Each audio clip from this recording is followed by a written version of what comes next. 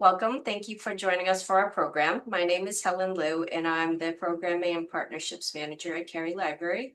Before we begin, I'd like to thank the Kerri Library Foundation. Their support enables us to bring programs like tonight's event to you. I'd also like to thank the public libraries in Ashland, Marlborough, and Tewksbury for partnering with us on this program. Tonight, bestselling author Kerri Maher has designed a workshop for writers at all stages of their journey to seamlessly implement facts into their fiction, or your fiction, rather. This program is being recorded and will be posted to the library's YouTube channel. If you have any questions, please submit them to the Q&A or chat, and Kerri will answer them at the end of the program.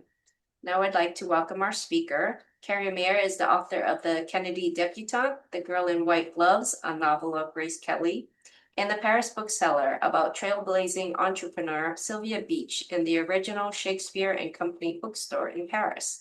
Since Kennedy, she has been lucky enough to publish 4 books with Berkeley of Penguin Random House, with a 5th on the way, Summer of Love, which will come out the summer of 2026.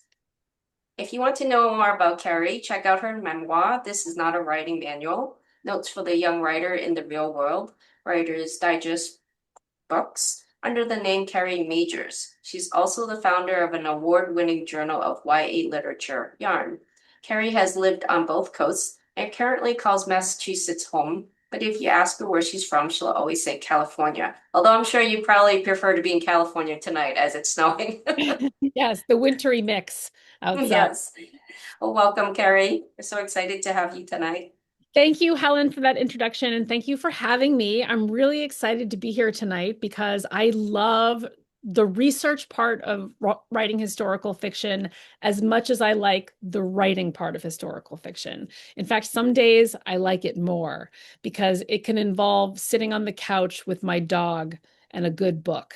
That is sometimes that is what research is just, and sometimes research is, for my second book, for instance, it was about Grace Kelly. And the first thing I did was I rewatched her movies that I had already seen, and watched them for fresh, the movies I'd never seen. And I was like, you've got a good job when it involves watching Alfred Hitchcock movies.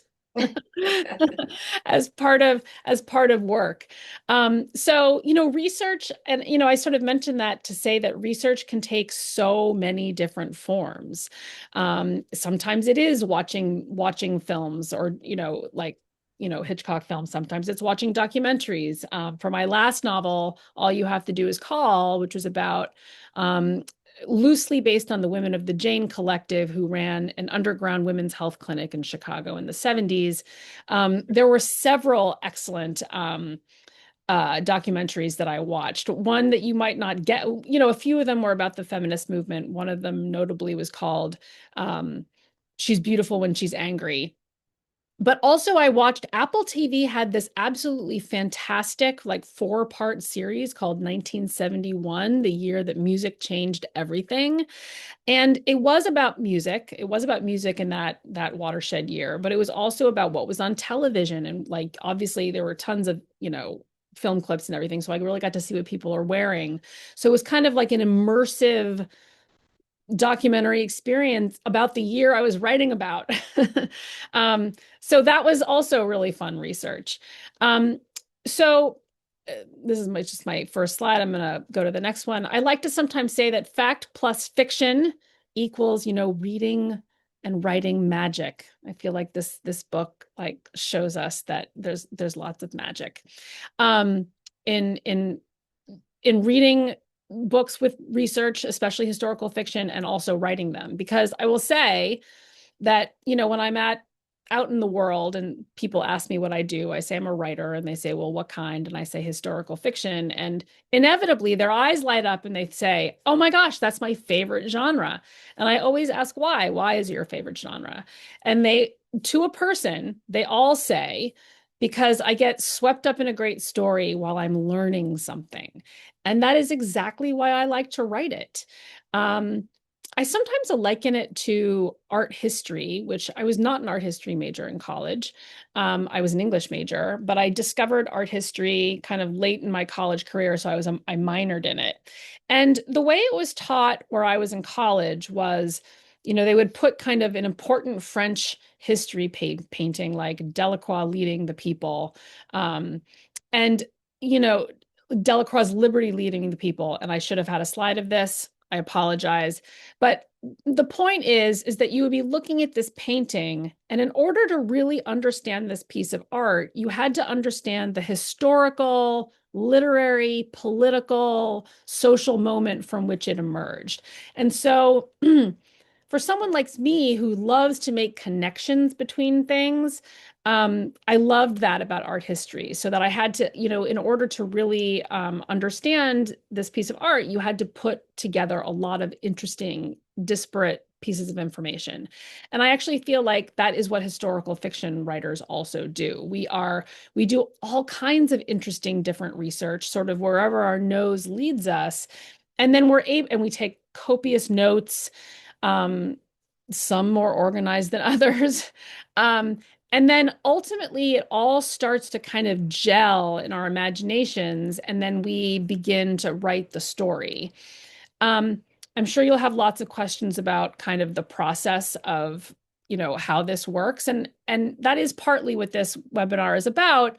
But part of my answer to how fact and fiction comes together in historical fiction is it's kind of different for everybody, which is one of the reasons I've structured tonight as a little bit of a workshop, which is going to require some audience participation.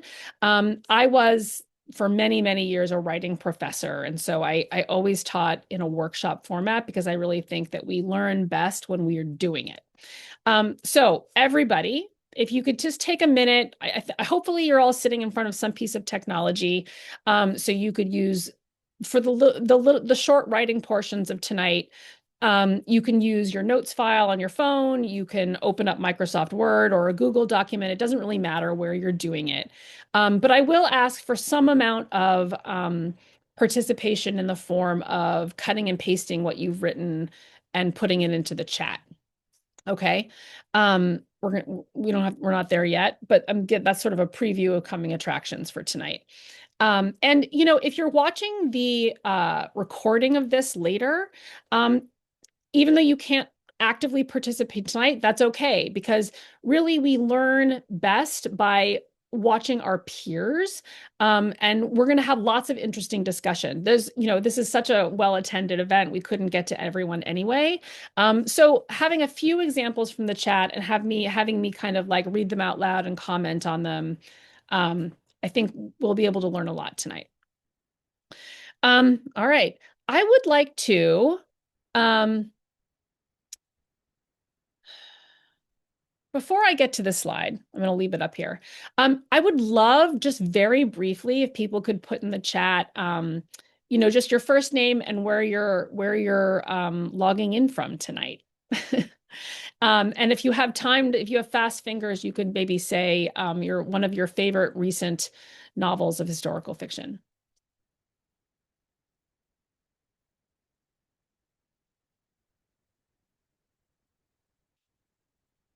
Linda from Cary, North Carolina. Wow. Wisconsin, Amherst, New Hampshire, Haverhill, Clinton, Massachusetts, New York, New York. Wow. This is cool. More New Hampshire, Frostburg, Maryland. Is it frosty there? Belmont, Oklahoma City, um, Lexington, local, Swampscott, Burlington, North Carolina, Medway, Marblehead. This is cool, you guys. Lowell. I'm in Weston, for what that's worth. um, I'm Joseph Lehman. I'm from Tewksbury. I'm reading the Sharp books by Bernard Cromwell and Kingsbridge by Ken Follett. About Ken Follett, one of my most important reads as a young person was Pillars of the Earth by Ken Follett. And that was actually one of my first experiences reading historical fiction and learning as a reader that I could get swept up in an incredible story while also learning about things. Like not only was I learning English medieval history, I was learning about how to build a cathedral, which comes in handy in my daily life. um, we've got Splendid and the Splendid and the Vile. I don't know that one. Um, let's see any other books we've got going on here. Oh, Queens of Crime, Marie Benedict. Marie Benedict is lovely. I've met her a few times. She is one of the queens of historical fiction, we might even say. Okay, thank you guys for that participation. That's great. Oh, Philippa Gregory and Mary Ballow. I love Philippa Gregory also. I read her The Other Boleyn Girl for a book club a very, very long time ago. And that was another sort of paving stone on my way to becoming a historical novelist. Oh, The Cardinal by Alison Weir. Yep. No Man's Land by Simon Tokine. All right. Dead, Dead Girls. Okay, I'm gonna move on. You guys can keep populating the chat though, because it's always good to get recommendations from fellow fellow readers. Okay, so what's the right amount of fact and fiction for each book, for any book? And this is one of those questions that I am asked all the time in book events, right? Well, really what I'm asked is, how much of this is really true? Um, and as I kind of said earlier, the answer is it depends. It depends on your subject. So I've written on a kind of interesting spectrum of historical fiction at this point. My first three historical novels were what we might call biographical novels. And the reason we would call them that is because they were about real women. Okay, so the first one was about Kathleen Kennedy. The second one was about Grace Kelly. The third one was about Sylvia Beach. And honestly, almost all the characters in all three of those books were also real people. I always have at least one important secondary character who is entirely made up so that that character can say anything I need them to say. um, so, because sometimes I don't feel comfortable putting certain words into the mouths of somebody who really lived. Um, so for those types of books, for biographical novels, so which are about real people who were once alive um, on planet Earth, we have, I feel, and most of the writers I know who write in that genre, like Marie Benedict, I feel a pretty, I feel a real responsibility to the facts, the real dates, what really happened, you know, I would only depart from the historical record in very small ways. And whenever I do, I account for that in the author's note. Um, I love writing the author's notes. It's like a little letter to my reader. Actually, not that little. Sometimes it's many pages. But it's where the author explains kind of their process of writing the book, and they also explain places where they might have maybe inserted a purposeful anachronism for the case of narrative effect, or for instance, in the Paris bookseller, one of the things that's in my author's note is that I had Hemingway arrive in Paris 6 months before he actually arrived in Paris. It just had to do with, the way I had plotted the arc of the book. But I knew I had to account for that because real Hemingway aficionados, of which there are many, would have written me emails or Goodreads reviews telling me that I had gotten that wrong.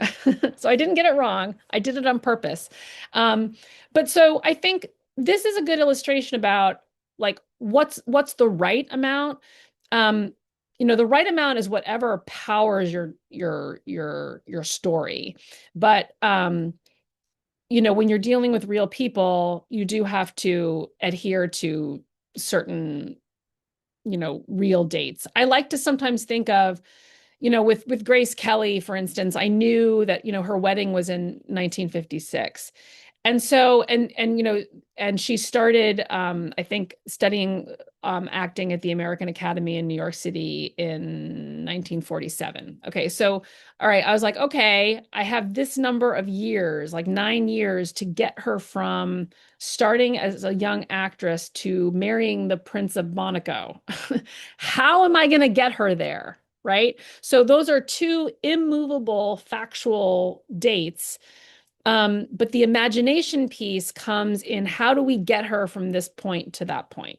And that's also where obviously all the reading that I did and the movies that I watched and everything informed the way that I explained how she got from that point to the next point. All right. So you guys are going to try this.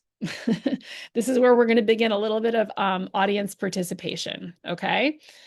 Um, I have selected the Great Molasses Flood, which, and I just pulled this from the internet. Okay. This picture can be found on the Wikipedia page. This is a picture of the ruins of Boston's North End in 1919 after this massive storage tank with 2.3 million gallons of molasses burst. Okay. Um, and like molasses was like knee to waist deep in the streets of Boston. Okay. Um, I'm sure many of you listening tonight know about this event. So it killed 21 people. It injured 150 people. I'm giving you the name of a real person here. Lieutenant Commander H.J. Copeland led 116 cadets to the scene. They waded into knee-deep flood of molasses to pull out survivors, while other cadets kept onlookers from getting in the way. So already, in my imagination, I am seeing a scene unfold here, right? And maybe I'm even homing in on a specific character. Maybe it's the lieutenant. Maybe it's one of the onlookers. And why would that onlooker be trying to get into the molasses? That's where like the imaginations piece starts, like the wheels start turning. But even just within this one piece of information about the cadets, there are so many we could ways that we could structure the story just from this one piece of information. Additionally, the Boston Red Cross, the Boston Police, the Red Cross, the Army, the Navy, they all arrived on the scene to help. And for decades afterward, okay, people said that the area still smelled like molasses, especially on hot summer days. So that's sort of an interesting little sort of like postscript to the facts. So here we have immovable facts. Okay, you've now learned a minimum amount about the Great Molasses Flood. So let's say you are captivated by this. The wheels of your imagination are turning. Okay, so I want everyone to take a few minutes, maybe up to 5 minutes, because I really want you to do some thinking about this. Um,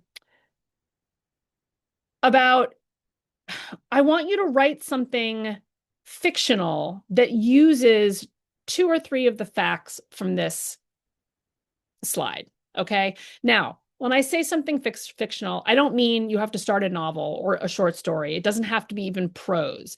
It can be those things. It could be the beginning of a story. Or it could be like a scene from the flood itself. Or you can start brainstorming characters that you see emerging from this material. Maybe you're gonna like outline an actual plot that is like springing to your mind. Um, all of those things are, like brainstorming and outlining. I would call that meta writing. It's sort of writing about the writing, or it may also be called pre-writing sometimes. um, Meta writing can also be pre-writing. I do a lot of pre-writing before I actually start my novels. I actually My editor once. So this is an interesting I think, point about research. So when I moved from writing biographical fiction into just historical fiction with All You Have to Do Is Call, that was my last book. So All You Have to Do Is Call is loosely based on a real group of women, okay? But all of my characters were entirely fictional, okay? So there were dates and some facts that I was adhering to, but the characters were entirely made up. And the first draft of my editor read, which was not a first draft, I just want to say, it was probably a fourth draft. Okay. Um, the first draft of my editor read, she was like, I feel like you don't know these characters as well as you've known, Kathleen Kennedy and Sylvia Beach. And she's like, I wonder if it's because you haven't done like all this research about the characters. So she's like, I wonder if you could write a biography of your main characters. And she didn't mean a book-length biography. And I did it, and boy, was it helpful. And now I do it for before I start any of my books. I sit down and I think about who my main characters are, and I write a little mini biography of them, 2 to 3 pages. Um, where did they grow up? What was their growing up like? What were their parents like? Did they have a dog? What kinds of friends did they have? Those kinds of things. That some of that information will make it into the book, but some of it won't. But at least I know it. Um, so okay, so that's an example of like a transition from writing about real people to writing about fictional people. With fictional people, you have to sort of you're not researching them, but you do still have to get to know them. Um, okay, so I'm going to begin this 5 minutes. If anyone has a question about what I'm asking you to do, will you please put it in the chat really quickly? I'll just say again, we're going to take 5 minutes to take whatever facts are speaking to you from this slide to begin to think in fictional terms about using these facts and how you would use them. Whether that's writing a scene or brainstorming characters, outlining a story, I don't care what form it takes. Does anyone have any questions about what I'm asking you to do? Okay. So, I think it is like it's like 7:20, so we'll go 7:25, so we'll go to 7:30. Also, this is what I'll be asking some of you to like throw into the chat to share with the group. I'll give everyone another minute or so. Linda's already put something in the chat, which is great.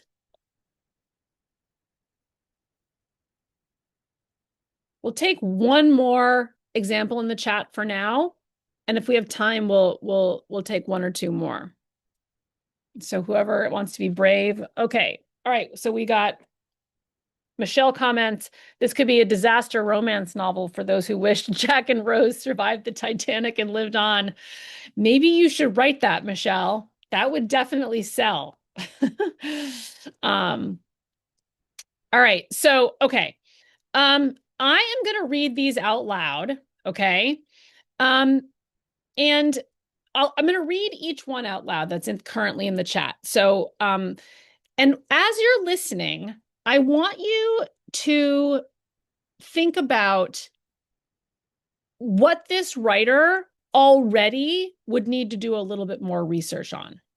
Does that make sense? In order to make what they're beginning to see and imagine feel as realistic as possible. Does that make sense? Like, for instance, I also sort of started writing something.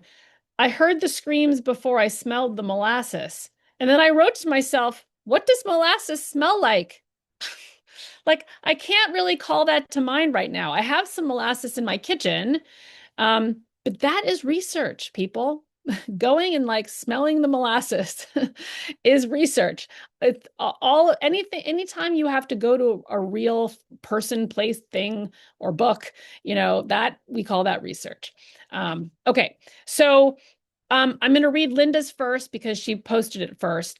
And then I'm going to ask people to just throw into the chat when I'm done reading what are some things that Linda would need to do additional research on? And if you can think of it, where might she go for that research? Like, do you think that that would be like um, a biography that she would have to find, or would she have to find like a history of Boston? Like, think about what she might want to find. All right.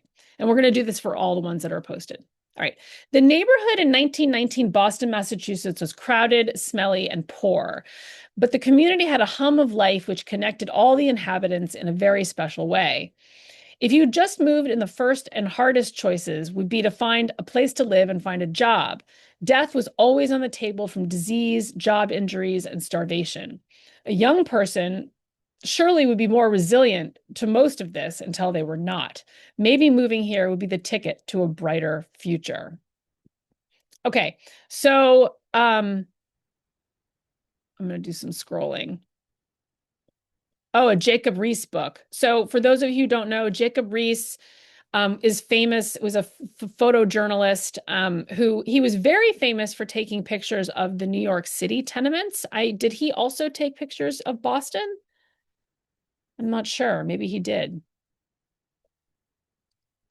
Um, Anyone want to throw some ideas in the chat of things that Linda would need to go do? Well, Linda's already supplying the Jacob Riis book. Local history on Boston's societies. Yep. Linda, you're answering your own questions. I love it. Income levels, poverty rates, immigration. Yep, that would all be helpful to know. There might actually, so honestly, the first place I would go to look at that, I would actually Google those words with like Massachusetts census or Boston census, because that kind of information has very often been digitized, which is a beautiful thing. um, Truly, these books would have been so much more difficult to write with the Dewey Decimal System and no internet. um, Read the Stephen Puello nonfiction book called The Great Molasses Flood. That's a good suggestion for everyone who might be writing about this, right? How children live, the identities of the people who were killed and injured. Yeah, I'm willing to bet that in addition to this book by Stephen Puello, there are probably firsthand accounts that exist, perhaps online and perhaps in, private libraries. Um, Sometimes public libraries also have original primary source material like that of people who might have written letters that recorded their experience of the flood. Um, Library of Congress. Yep. Okay, I'm going to read the next one so we can. All right. So, all right. This is Joseph Lehman's story. I'm going to say Mickey. I think that's what you mean. Little Mickey is a Boston boy, both a child of Boston and a member of a juvenile street gang. They are nothing more than nuisances to the neighborhood, and especially under the ire of Lieutenant Commander Copeland. He and his friends were running the street, complaining of how boring winter can be after the holidays when they began to smell the molasses. It started with the smell, then the roar of a frightened crowd screaming from blocks away. Then it ended with the wave coming down their side of the street. The boys rushed to whatever awnings and ladders they could find, but Mickey is caught before others could help him. He is swept away and is close to dying before he is rescued by an officer and some other near victims. For a time, they are stranded on top of a covered wagon, waiting out the storm. Okay, so with this one, not only do I want us to throw in some things in the chat that might be helpful for further research, but let's comment some specifically on the ways in which Joseph is already using the facts in the service of the fiction.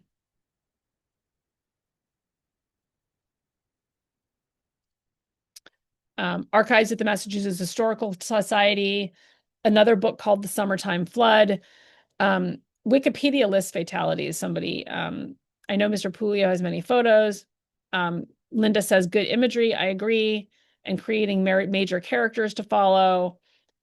Right. So could, Linda or somebody else, some of the characters are real. Which character is real? It's Lieutenant Commander Copeland, right? And so he could be, and he's already being painted as kind of maybe we don't like him. He's kind of the Officer Krupke of this very short piece of writing. We have this boy, um, little Mikey, is, he has a diminutive name. I think we're supposed to like him, even though he's in a street gang. Um, but the ire of Lieutenant Commander Copeland, that sort of like pits the two of them against each other. So we've got a fictional character and a real character that are now in already at loggerheads, right? And what's interesting is one of the lieutenant's officers saves him. So what's that going to like? And that's fact too, right? We know that officers saved, people who were on the streets. So that's again, that's like a fact that gets worked into a piece of fiction. And immediately we're wondering, is this going to change little Mickey's mind about these officers? Teresa says Joseph is using the weather and time frame January. Yes, good point. I noticed that too. So just very, very easily working in the fact that this is taking place in January, shortly after the holidays. It feels a little Sherlockian. Yeah, it does have that a little bit of a feel. All right, let me read another one. There was a third one in the chat, and then I think possibly no, there's two more. We'll see how far we get. All right, this is Joanne Peterson's. So this is sort of like some bullet points. Characters: a father who works in the molasses factory, blames himself for the accident. A factory owner, unsafe work conditions, and he cuts corners. Interesting. Wait, is that Joanne? Is that the father? The father is the factory owner? No, I don't think so. I think these are separate. No. Okay. So they are separate. They are separate characters. Okay. There's a daughter and son caught up in the flood. A daughter tries to save her brother, and he dies. Oh my gosh. A rescuer who befriends the daughter, and a woman who cleans up the flood and finds bodies and evidence. Wow. Okay. Yes, factory owner is a separate character. Got it. Okay. Anyone wanna comment on Joanne's little piece of writing here? Like, what would she need to find out more about in order to fully flesh out these characters? Some of the things we've already said would be useful, right? We would need to know, obviously, everyone would need to read the book about the Great Molasses Flood. The cause, yes, we would need to read about the cause of the accident. Something that comes to my mind is I would really want to know what the conditions of workers were at this time in Boston, not only in the molasses factory, but just kind of in general. Like, was the molasses factory better or worse working conditions than other places? And also like 1919 is a period of like real change in workers' rights. So where, Joanne's characters seem to be really grounded in the working class, right? So what was there a union? Were people agitating for a union? Like what was happening for workers in Boston at this time? Oh, interesting. Compare and contrast with Upton Sinclair's The Jungle. Yeah, that's an interesting suggestion. Linda says, I look for a totally mundane reason, like the one about the fire in Chicago and the cow that knocked over the lamp. Well, what's interesting about the molasses flood is that, I mean, I did a little bit of reading about it. I have not read the book. But it's not totally clear what truly caused it. There's still some conjecture about it, which is hello, terrific for fiction, because then in your book you get to decide. So that's something else when we do research. Sometimes we start researching one book, one subject, but we wind up down a totally different rabbit hole. um, you know, and the reason we fall down this new rabbit hole is because we see a gap in the historical record or a disagreement in the historical record. And those are the kind of openings for writers of fiction to kind of walk through and begin to imagine um, what actually happened. It could be a sabotage for a crime operation. Yep. Um, okay. I'm going to go back up and read Sharon's. These are all great, you guys. This is like you guys did amazing work in 5 minutes. Okay. Amy is a Red Cross volunteer, is called in to help help the injured and assist with any emergency needs. She finds that she's pulled in many directions. There's a young child that's lost and needs comforting as well as help finding her family. There's an elderly woman who has mobility issues and asks for transportation out of the area to a relative's house. A grandmother is looking for her son's family living in the affected area, and a family with young children wants food and clothing. I think something that's super interesting about Sharon's is that almost all the main characters here, with the exception of like the family, which might not focus on the mother, it's all women. um, which is interesting to focus on the women in this molasses flood, which probably, my guess, my hunch is that it mostly affected men who were at work at this time down in this part of the city. I could be wrong about that, but see, that's something that would require some research. People in that era used to hide a lot of bad stuff too. True, yes, because they could. There was no Instagram to expose them. um, does anyone else want to comment on Sharon's very interesting cast of characters and the kinds of things that she might want to research more of? There's something that's jumping out at me that hasn't been mentioned before.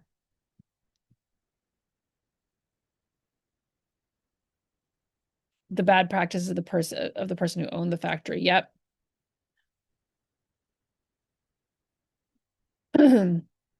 So we've got a Red Cross volunteer. There's all kinds of interesting things to read about the Red Cross, the history of the Red Cross, and the kinds of things. So, like, I would want to know what kind of Red Cross volunteer she was. Um, uh,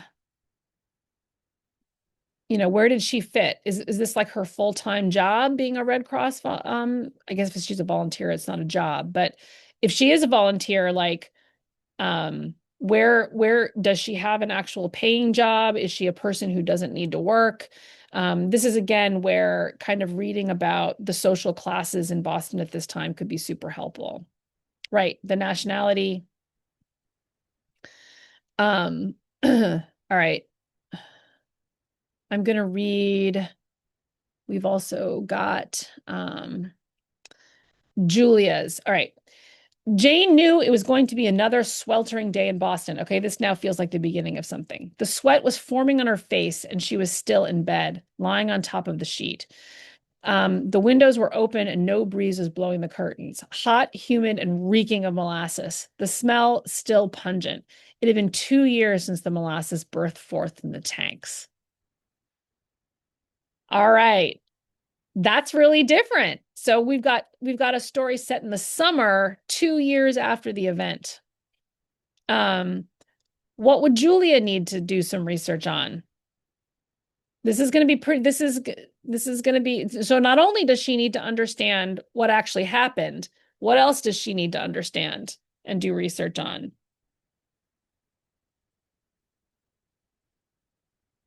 Yeah, so Linda or someone else, how do you transition from the past? It's not the present. It's just 2 years later, so it's 1921.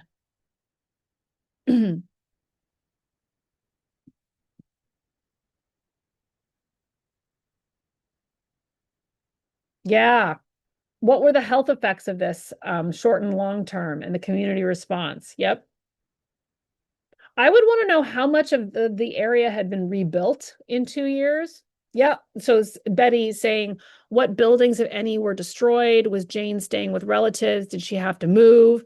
Those are great. Those great questions. The economic effects. Yep. Yeah. So,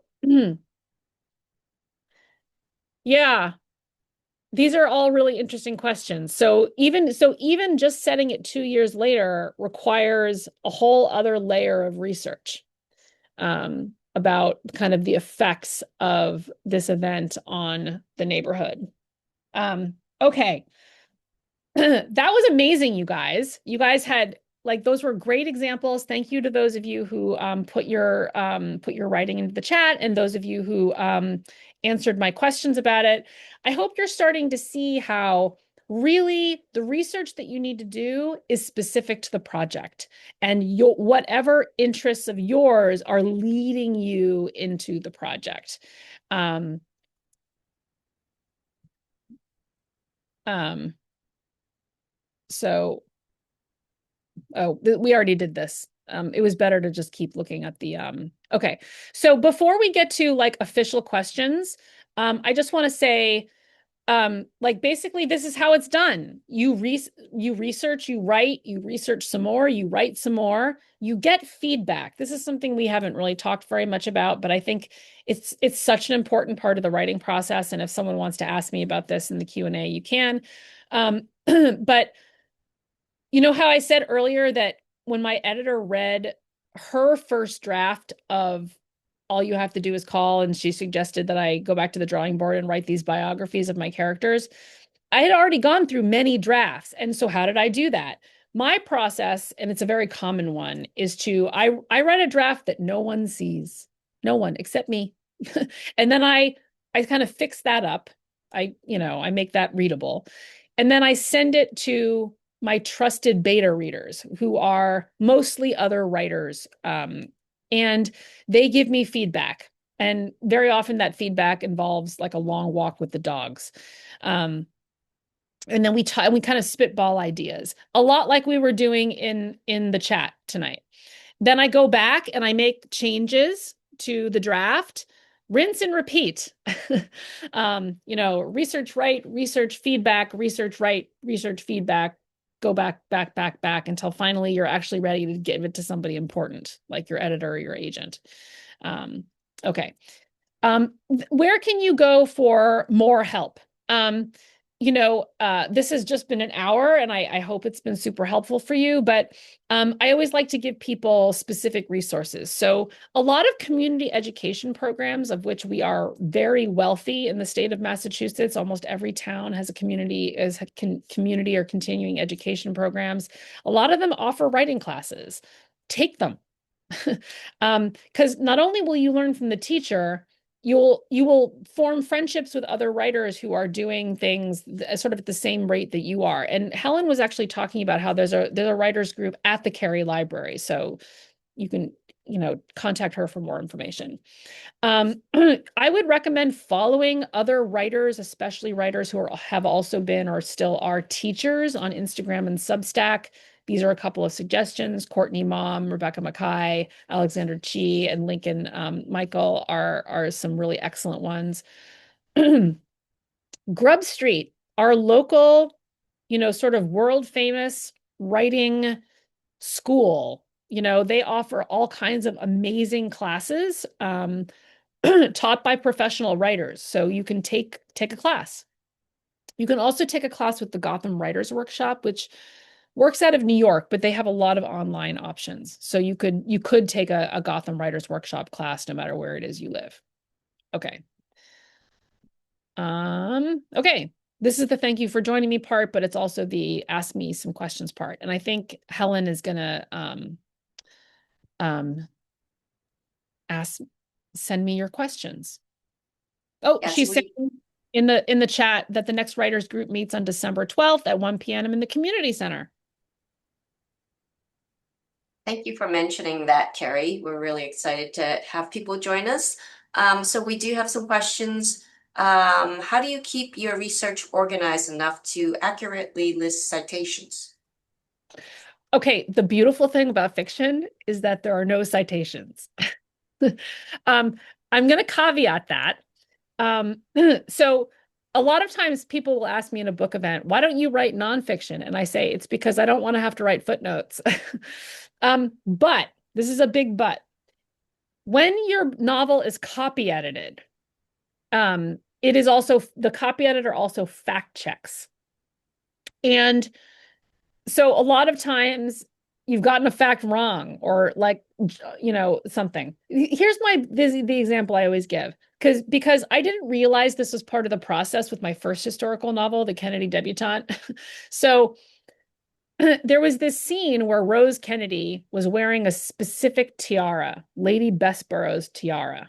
And I described this tiara as having diamonds and rubies. The copy editor highlighted this description and said, my source says that this was a diamond and platinum tiara. And she gave a link to her source. And I was like, well, shoot. Now I have to go find the reason why I thought it had rubies. I spent a whole day looking for why I said it had rubies. And at the end of the day, I had to conclude that I had made that up. and and that it didn't have rubies. I didn't have another source, and I just changed the description. So this is why we have copy editors, but this is also why it is important to keep some kind of organization to your research. Now, different writers do this different ways. I have tended to do something very messy, which is I have a Microsoft Word document where I take notes on the books that I'm reading. So I'll literally like paraphrase sections or quote sections from books, and I will put the page number of the book so that if I ever need to check whether or not Lady Bessborough's tiara had freaking diamonds in it or rubies, I can go check that information. So I hope that answered your question. Thank you. I'm actually going to combine these two questions. So how do you know where to go to get access to primary materials, letters, etc.? And once you've identified the location, getting permission to spend time with the material, and also how do you get access to private libraries or even learn about the existence of a private library? Wow. Okay. Lots of questions. Well, this is all part of the adventure. I mean, sometimes you have to do research to do your research. Okay. So, um, some things are going to be just common sense and maybe obvious. So like with the Kennedy debutante, I went to the JFK library because the JFK library has all of Kit Kennedy's papers, which includes like a couple of scrapbooks and her letters and stuff. So I spent a beautiful day at the John F. Kennedy library looking through her materials, and they allowed me to take pictures of everything. So, uh, um, and actually, most of that material they have now digitized. So if I had lived somewhere else, I could just look at it online. I wouldn't hold it in my hands unless I could, get myself to Boston. Um, so some things are going to be clear. What as a starting point. So if you're writing about the Great Molasses Flood, I would start with that Puleo book, okay? Because it's nonfiction. I would read it. The book itself is going to have a bibliography and a list of citations because it is nonfiction. So sometimes that shows you the next thing to do. In fact, I can't remember now. It's possible that I learned about the scrapbooks, the Kit Kennedy scrapbooks from a nonfiction book that I read. I can't remember the name of the book anymore, as it was almost 10 years ago that I read it. But there was a very good nonfiction book about Joe Kennedy's ambassadorship to London before the war. And he had clearly looked at all the scrapbooks and everything. And so I was like, oh, look, there are scrapbooks and they're in Boston. I can go see them. So some of it is start with a good meaty piece of nonfiction and start pulling some threads. Permissions. This is sticky. Sometimes you will not be able to see stuff. So like with the Grace Kelly book, there was a lot of stuff first of all, there's a lot of stuff that's just not in the public domain, and I literally couldn't find it. I wrote to historical societies in Philadelphia, where she was from, in Bucks County, where she did summer stock. I wrote to a bunch of places and I said, "Do you have anything?" I wrote to museums where there had been exhibits of her clothing. And really, I came up short, like no one had anything. Or the things that they had in the exhibit had gone back into their private collections. And I think I wrote to one or two of those private collections, and they were like, "We're not going to let you see that." Um, and I wound up corresponding with the archivist for one of these historical societies, and he said basically, there's a lot of stuff that just is in people's attics and they don't even know that they have it. Um, or the person who knew that they have it has died and their grandchildren haven't found it yet. So there's a lot of that. There was also, I don't want to go on too long. I want to take more questions. As a final example of this, I also wrote to the palace in Monaco asking if they had any. I explained who I was. I was like, I am not writing a big expose. This is a novel. It is very kind to Grace and the family. I just want to like hear her voice on the page. Like, so could I read some of her letters? And they said, yes, of course you may. And they sent me this huge like bibliography in French that I had to figure out what I might want to read. And then they said, let us know what you want to read. And I thought, this is great. So I made my selections, and then they wrote back with a contract, basically said, we'll let you read these things, but only if you sign here to say that we will be the first people to read your novel, and we will make edits that you will have to make. And I was like, I shared that with my editor and the in-house lawyer, and they were like, no, just say no. You don't need those materials. So those kinds of things happen too.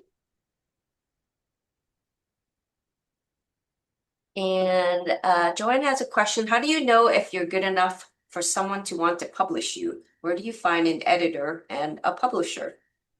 So you take the classes, you take many classes, you form friendships with other writers who you can exchange your work with.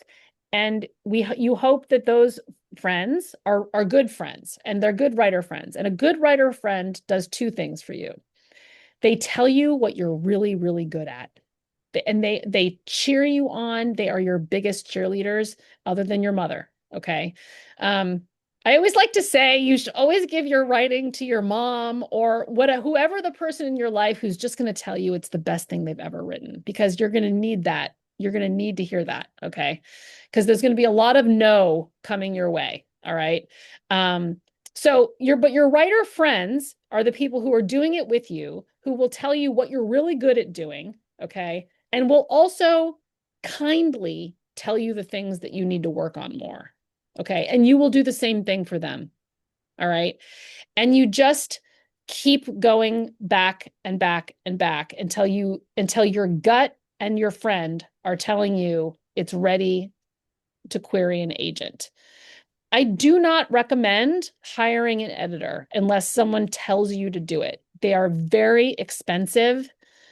And if what you want to do is be a writer, you need to learn how to be a writer. And the way you do that is by writing and writing and writing and writing. I will tell you something that probably no one likes to hear. Well, I don't know. It's a mixture of like people are relieved to hear it and also like, oh my God. I wrote 5 unpublished novels before The Kennedy Debutante sold. Okay, so The Kennedy Debutante is my 6th fully written novel. It takes a long time. Were those 5 novels publishable? I don't know. They didn't get published, so I guess they weren't publishable. It depends on how you define publishable. I don't know how many of you, Helen and I were talking about this book before we got on here tonight. It's The Correspondent, which some of you have maybe read or heard of because it's been such a big book. So Virginia Evans is a new writer. Okay, no one had heard about her until a few months ago. It's her debut novel. It's been absolutely fantastic, but it's, I think, her 7th novel that she's written. Okay, so she has 6 unpublished novels. This is normal. Um, it's very normal. You have to write a lot to learn how to write. Some people do get it right out of the gate, but not most writers. Thank you so much for that. Does anyone else have any last minute burning questions for Kerri? If not, I'd like to thank you so much for joining us tonight, Kerri. That was really informative. Hopefully, everyone got a lot of ideas on how to do their research, and it sounds like it's a lot of fun, or can be a lot of fun, Yes, watching movies, definitely. documentaries, all that. So, thank you so much for joining us, Kerri, and thank you all for being here this evening. Thank you for having me again, and thank you for being such an amazing participating audience. And one PS to that last thing that I said, because I felt like that was very depressing. One thing about the world of writing is it doesn't actually matter how old you are. People publish their first novels in their 40s, their 50s, their 60s. It's never too late. So wherever you are in your process and in your writing journey, just keep going. Keep coming to events like this, keep learning, keep trying. All right, thank you, Kerri. Thank you all for joining us. Have a good evening. Have a good night, everybody.